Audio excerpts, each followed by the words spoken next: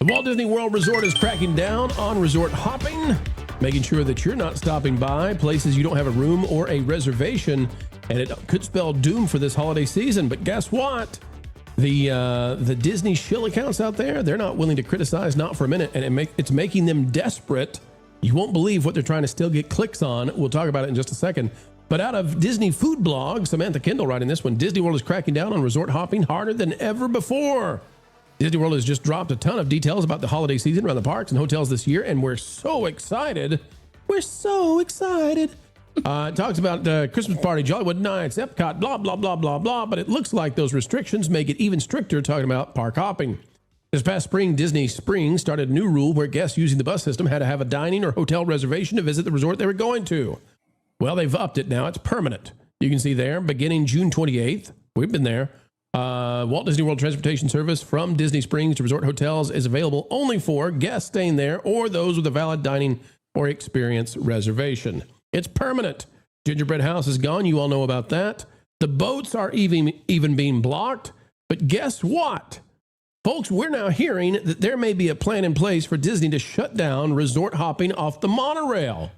So if you get off the resort monorail come this Christmas season, you may need to have a dining reservation or your hotel card, your key card or your magic band or whatever to exit the monorail. Now, they would probably let you get off the monorail and there'll be a check system. And then if you don't, you got to get back on the monorail and keep going. Get out of here, riffraff.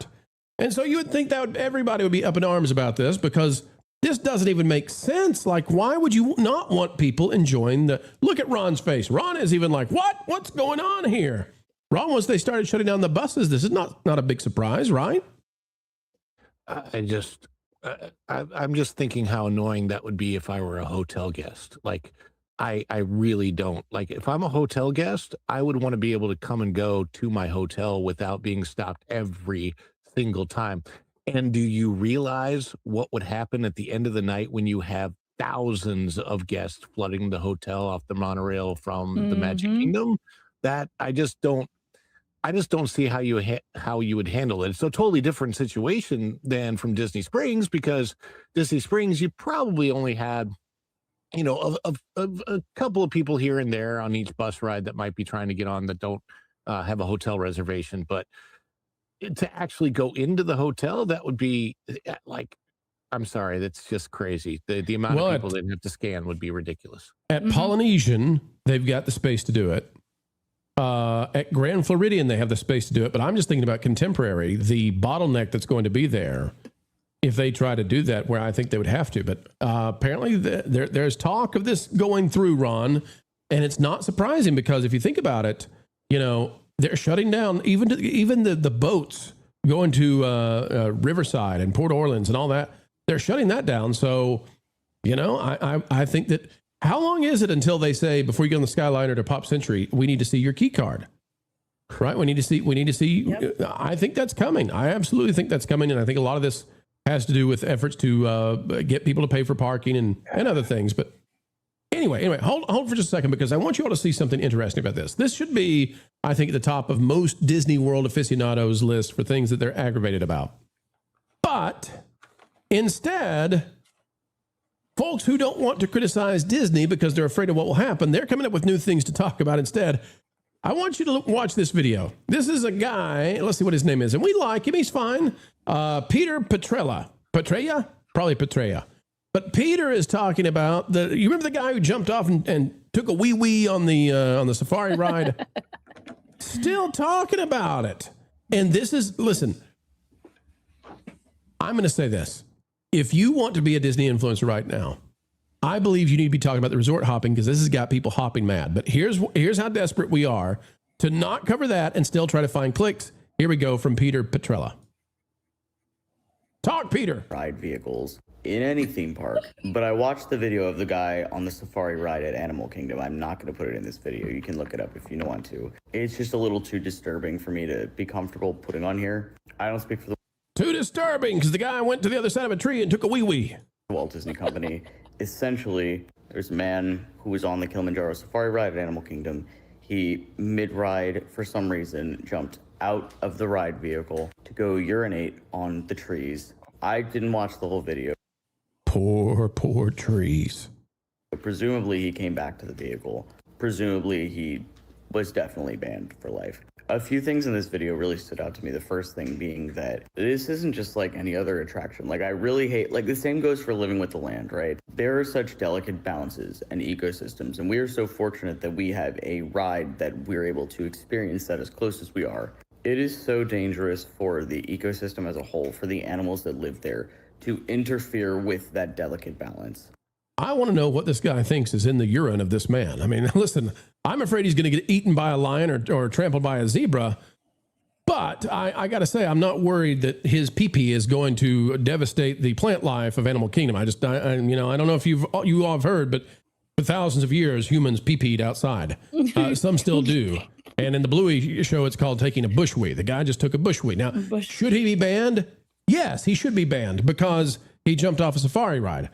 But I think this, guys, is where we are right now with some of the Disney influencers. They're trying to still talk about stuff that can get some clicks, but they're not willing to talk about stuff that Disney is doing. And maybe Peter is talking about the resort hopping situation, but I think a lot of the outlets out there are still not willing to talk about it for fear of Disney reprisal. I agree. They're not talking about it actively. Listen, this just boils down to, like I said before, the DVC resort members have spoken. They've been complaining for years. And it's just like Culture was saying, they don't want you in their pool. And to be fair, and Ron, please help me out if I'm wrong, the only resorts that let you pool hop is the French Quarter and the Port Orleans. You can go from one to the other without any issues because I think they're just sister. It's the same property. Yeah. Exactly. And you just take the little water taxi or friendship boat and you can go from pool to pool. We've done it. We've stayed at both properties and it was a delightful time. The kids really enjoyed the little water splash playground slide. But at the end of the day, I think this is just another good thing gone out of I want to know the numbers. I want to see data, a graph. Was there abuse of these resort pools? Was there an astronomical amount of people going into these properties and using the amenities, ruining it for the people that are paying the big bucks to be there? I want to see those numbers because I don't want to sit here and say, oh, they ruined it for everyone because the resorts were flooded. The only time resorts really get flooded is during the holidays. And they wanted to see the decor and they want to see the things during Easter. You know what I mean? Like, well, I'm with you. And a lot of those traditions will go by the wayside. Unfortunately, the Easter eggs are going to be one of those things that I think will disappear, And, another argument that Disney's anti-Christian, but let's talk about Stormalong Bay specifically. That one I understand because it is immediately walkable by the Swan and Dolphin. The Swolfen, it's immediately walkable by the boardwalk, the Yacht and Beach, everything in that circle, right? The boardwalk, if you've ever stayed at the boardwalk, it's incredible. Mm-hmm. And they have a cool pool. There's a clown water slide pool there that's neat as heck too. Yeah.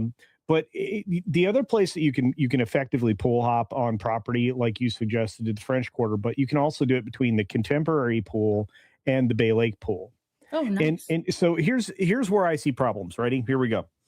Food and beverage sales are going to be impacted by this. The second thing is merch sales are going to be impacted by this. Yes. Because of the gift shops. And then you have pedestrian traffic. How are they going to filter for pedestrian traffic? You can walk the entire lagoon now with that special drawbridge. All the way from, the Magic Kingdom all the way through Grand Floridian, the back of the Poly. You can walk the sidewalk through the Poly from the Grand Floridian without, going through the hotel. You can walk the areas to the Ticket and Transportation Center from there. You can walk from Ticket and Transportation Center to Poly. And then this is all links into the idea that they didn't want to build a bridge over the top of the roadway or a tunnel underneath it to connect Shades of Green to the Poly or any of those hotels in that loop. Is that right? Right. I think you're right. And I tested the waters last weekend. I called just to see what they would say. I called the Cake Bake Shop and I said, if I don't have a reservation, because you can go to the cake bake shop and have a reservation and sit down and do all the things, or you can go into their actual bakery and go in like if it was a convenience store, if you will.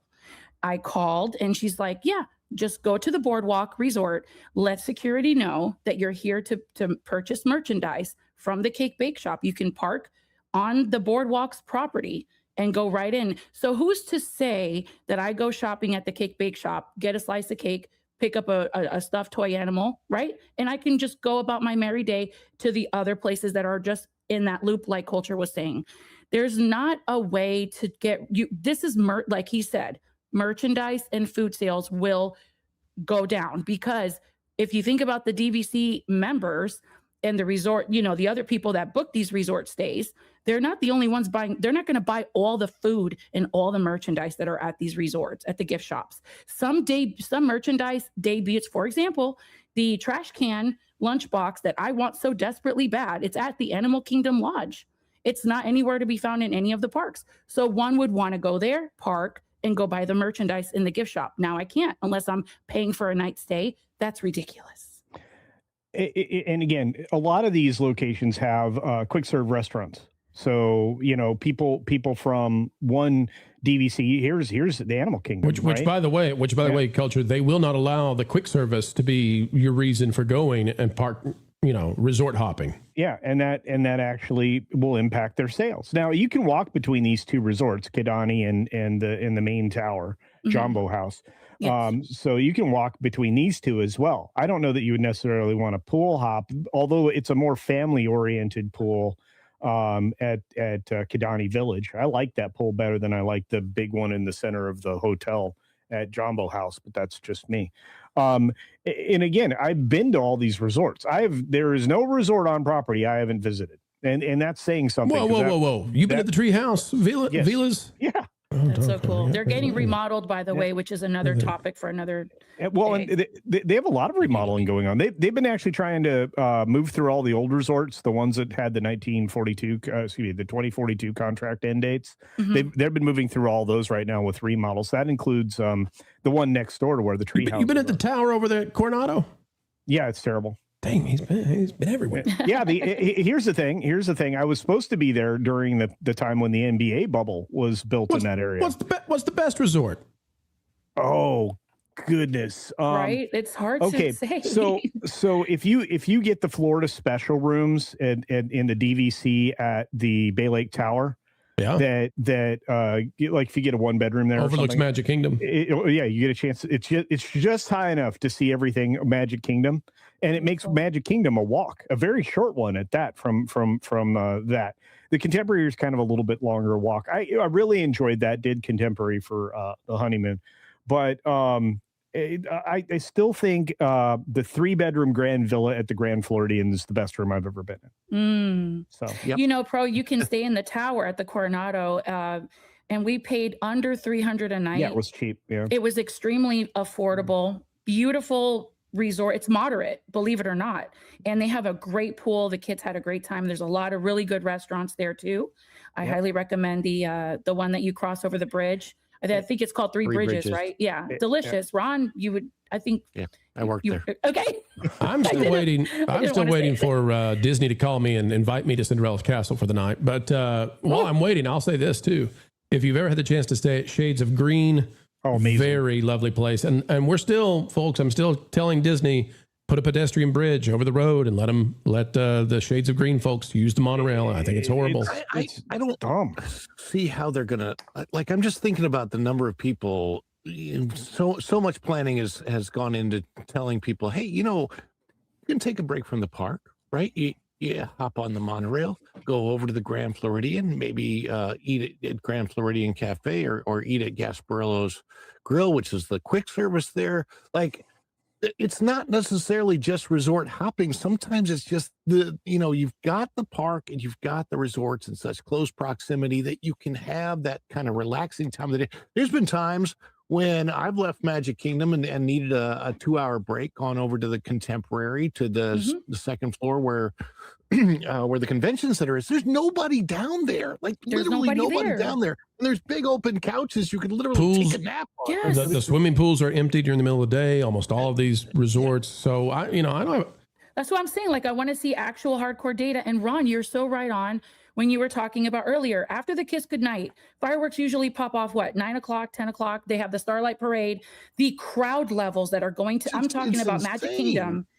So you're saying to me, you're going to have multiple, first of all, you cut on your cast members. Whoa. I just thought of it, guys. What if as you're going up the ramp to get on the resort monorail, what if you've got to scan your band or your ticket going That's up what that? they're going to do, but that's going to require more cast members. And I they didn't just, think that- they're that's where they'll do decreasing, it. they're decreasing cast members though. How many did they cut earlier this year? So now you got to hire more people and then actually like spread the traffic. If you're staying on site, you go this way. If you're not staying on site, you go to the ticket transportation. Like, this is going to be a hot mess. That's where they're going to do it though. As you exit Magic Kingdom and you go to the resort line, Yep. as you start to go up the ramp, they're going to have a scanner there. All right, I do want to give a shout out. We've been talking about folks who don't want to criticize Disney. Braden of Mickey Views is doing a fantastic job of holding their feet to the fire. And why, folks? It's not because we want people to be mean or negative to Disney. It's because we want you to have the best vacation you can have when you go. Right. So who are we going to advocate for? Do we advocate for the corporation? No, we advocate for you, the guest. It's crazy, I know, but I guess that's the way things should work. Braden's doing the same thing. He says, Disney's back, $30 gorillion, but can't do Gingerbread House, can't afford Christmas lights on Castle. Walt Disney World level management is still locked into Chapek, nickel, and dime mode. He says, I wish Tomorrow or Maslam would reorganize the Parks Division management and change the incentives. Talking about the Gingerbread House going away, and I think it's just one more example of doing away with things that would draw in resort hopping off the monorail. All right, guys, final thoughts. Did you see the clip that I know we're not, I mean, he's out there. I know we're not talking about too many vloggers and whatnot, Oh, who do you but got? Tom Corliss is asking people to boycott because of the gingerbread. I'm telling you, there's a clip out there we can play. No, Tom It's gets crazy. excited about things. Very, he went on a rant. He was very upset about it. He even offered that WDWNT would sponsor the Gingerbread House, which had me cracking up so hard. Oh, wait. If that's the case, we're going to have to get in on this. We're going to have to do WDW Pro network, versus yes. WWNT. We'll sponsor. It's going to be like the Miracle on 34th Street where Macy's and is it Gumballs? Is that the name of the Grimbles? What is Culture. Gimballs? Culture. Have you ever seen the construction of the Gingerbread House? It is a giant doll house that you could build for your kid in the backyard of your home if you have enough land. It costs nothing to build this gingerbread house. Nothing. Pennies. It's really amazing. And first of all, it's structurally sound, which blows my mind. Of course, it's all solid materials, but they actually use the Ginger House as a store. It's amazing. And all the gingerbread pieces, that was another reason to resort hop, was the carousel at the at the resort. Walking around Beach Club and the yacht club and all those, traveling all those lobbies, you were like, this is amazing. And now they're going to destroy that merch purchase, the food and beverage purchase, and everything else. This is a very poor idea solving a very simple problem. And they really only need to lock down. Yeah, go ahead. Well, I do mean to interrupt you this time. I'm sorry. This will solve one problem.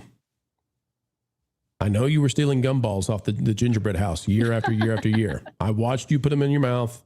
It was inappropriate. Frankly, it was gross. At least Ron's admitting he did it too. That was Ron's hand going up saying, I have stolen a gumball off the Gingerbread House. I have eaten off the actual Gingerbread House after it was closed. At least I didn't go behind it and pee on it. Hold on a second, folks.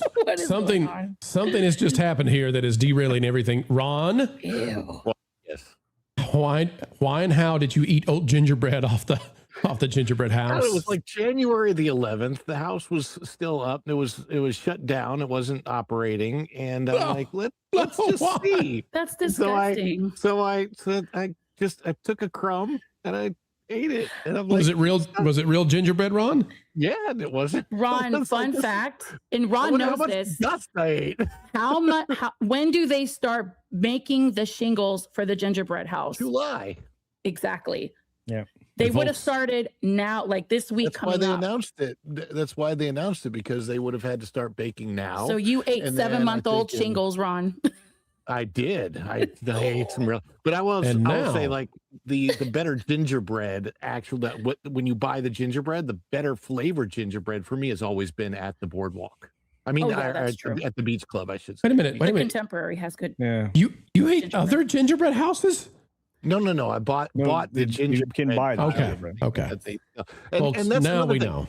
We There gotta was have an- $30,000 worth of business per day at that gingerbread house. Yeah. $30K per And the day. lighthouse Retail. is gone. Do you remember the lighthouse culture at the yacht club? That's gone. Yeah. They're And not all of bringing it that gone. back either. Mm-mm. Every bit of it, because Ron had a case of the yummies in his tummy and had to eat part of the gingerbread house. And folks, now we All my know. fault. Blame Now me. we know definitively why resort hopping is gone. Ron's going to be hiding back in the top of the Columbia Harbor House restrooms, trying to get the news out to us with what he's done lately. Oh, Not the Why? tangled ones, not the He- tangled bathrooms. Thanks for watching That Park Plays News. For more information, consider checking out www.thatparkplace.com. And don't forget to subscribe, share, like, and send this out on your favorite social media accounts.